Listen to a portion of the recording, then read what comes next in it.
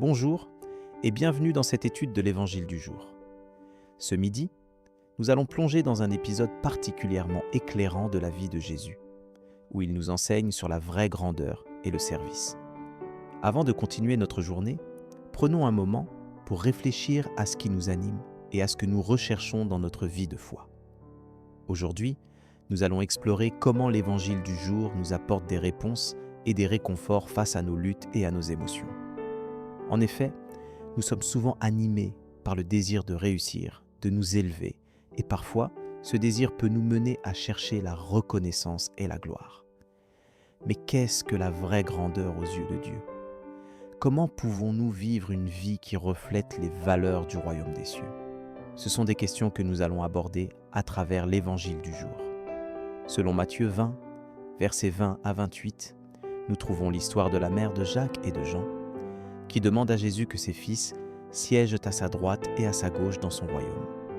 Jésus répond en leur demandant s'ils sont prêts à boire la coupe qu'il va boire, symbolisant les épreuves et les sacrifices qu'il allait endurer. Les disciples, animés par un désir de pouvoir et de reconnaissance, ne comprennent pas encore ce que signifie vraiment suivre Jésus.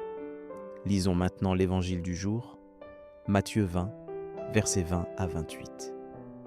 En ce temps-là, la mère de Jacques et de Jean, fils de Zébédée, s'approcha de Jésus avec ses fils Jacques et Jean, et elle se prosterna pour lui faire une demande. Jésus lui dit : « Que veux-tu ? » Elle répondit : « Ordonne que mes deux fils que voici siègent, l'un à ta droite et l'autre à ta gauche dans ton royaume. » Jésus répondit : « Vous ne savez pas ce que vous demandez. Pouvez-vous boire la coupe que je vais boire ? » Ils lui disent : « Nous le pouvons. » Il leur dit : « Ma coupe, vous la boirez. Quant à siéger à ma droite et à ma gauche, ce n'est pas à moi de l'accorder. Il y a ceux pour qui cela est préparé par mon Père. » Les 10 autres, qui avaient entendu, s'indignèrent contre les deux frères. Jésus les appela et dit : « Vous le savez, les chefs des nations les commandent en maître, et les grands font sentir leur pouvoir. Parmi vous, il ne devra pas en être ainsi. Celui qui veut devenir grand parmi vous sera votre serviteur, et celui qui veut être parmi vous, le premier, sera votre esclave. Ainsi, le Fils de l'homme n'est pas venu pour être servi, mais pour servir, et donner sa vie en rançon pour la multitude. » Ce passage nous rappelle que la vraie grandeur aux yeux de Dieu consiste à servir les autres, à être humble et à donner sa vie pour les autres. Comme le dit Jésus, « Le Fils de l'homme n'est pas venu pour être servi, mais pour servir, et donner sa vie en rançon pour la multitude. » Matthieu 20, 28. Cette parole nous invite à revoir nos priorités et à chercher à servir les autres plutôt que de chercher à être servis. Alors, comment pouvons-nous appliquer cela dans notre vie quotidienne ?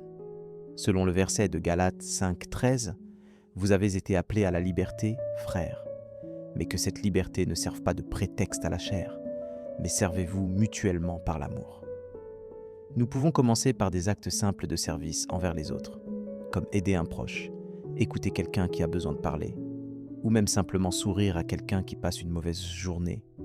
Maintenant, prenons un moment pour réfléchir à la façon dont nous pouvons mettre en pratique ce que nous venons d'apprendre. Comment pouvons-nous servir les autres aujourd'hui ? Quels sont les petits actes que nous pouvons accomplir pour montrer notre amour et notre gratitude envers Dieu ? Voici une prière que je tiens à partager avec toi. Père céleste, merci pour ta parole qui nous éclaire et nous guide. Aujourd'hui, nous avons appris que la vraie grandeur consiste à servir les autres et à donner notre vie pour les autres. Nous te demandons de nous aider à mettre en pratique ce que nous avons appris, à servir les autres avec amour et humilité. Nous te remercions pour l'exemple de Jésus, qui est venu pour servir et donner sa vie en rançon pour la multitude. Nous te demandons de nous donner la force et la grâce de suivre ses pas. Nous te remercions pour ta présence dans notre vie et pour les occasions que tu nous donnes de servir les autres. Nous te demandons de bénir nos efforts et de les utiliser pour ta gloire. Nous te remercions pour tout ce que tu fais dans notre vie et nous te prions de continuer à nous guider et à nous soutenir. Nous t'aimons et nous te remercions. Amen. Si cette prière a touché ton cœur, tape Amen dans les commentaires. Je prie que toute bénédiction de cette prière repose maintenant sur toi. Si tu as besoin d'une prière particulière, n'hésite pas à nous le dire dans les commentaires. Nous serons honorés de prier pour toi. Nous te donnons rendez-vous à 19 h pour l'étude d'une des 365 promesses de Dieu. Que la grâce et la paix de notre Seigneur Jésus-Christ soient avec toi. Amen.